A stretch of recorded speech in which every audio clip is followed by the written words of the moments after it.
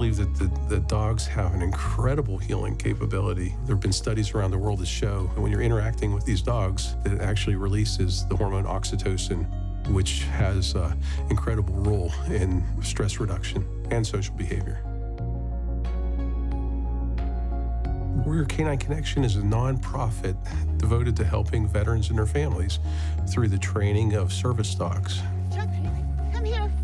Combining the healing power of the human-animal bond with this warrior ethos, I thought that it would be a great way to engage veterans who were in treatment in this process. My name's Angel Mora. I pretty much did 24 years in the Marine Corps. I started when I was 18, and now I recently retired about a year and a half, 2 years ago. My last deployment was in Afghanistan. It was tough. It was like something you couldn't imagine unless you were there. It was dark. Not till you get back to general society, that's when you start realizing and seeing my wife and kids. You see their smile, but you're giving a fake smile because you just don't know how to do it, or I didn't know how to do it. My name is Randall Nieves. I was in Iraq. In 2003, I was in a vehicle accident. I messed up my back and my neck and my shoulder, which just, I guess, throughout my whole career just got worse and worse. So everybody calls it PTSD. Things start to change in your head. And just sometimes not the same anymore.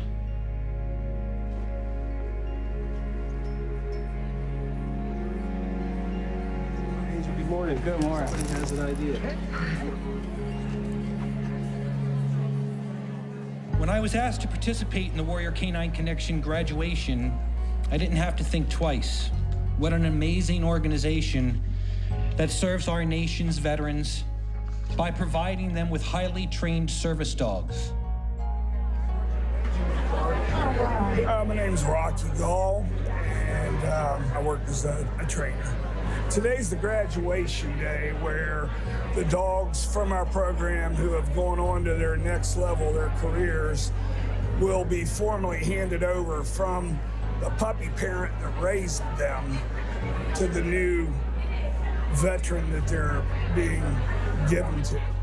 I was one of the first women to train and graduate as a combat MP in the 70s. I think I'm only the second woman to ever get a service dog. I get anxiety when I'm out, out in public.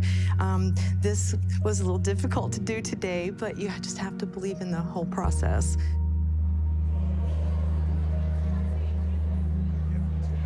There's different levels. There's service dogs, military family support dogs, facility dogs, ambassador dogs. They all have different careers. Some help with mobility, but all help with changing the whole psychological makeup of a household. Lives are being changed for the better. Lives are being saved. Randy became involved in our program as part of his work in getting back to who he was before deployments. And Randy found incredible healing through participating in the training of our service dogs. Most of the service members that I've had the privilege of working with, they experience kind of a loss of control over some of their memories and their thoughts, and that's really the hardest thing that I see for them.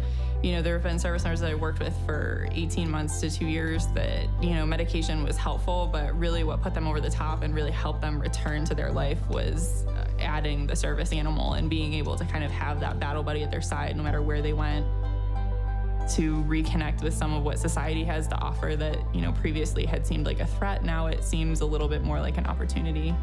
I don't know how she does it, but she definitely could sense me when I'm, kind of down or happy. She just brings you back to reality, just distracts you from whatever you're thinking about. She's changed his mood, his attitude, his thinking. It's a dynamic that is just so much better once they walk through the door together.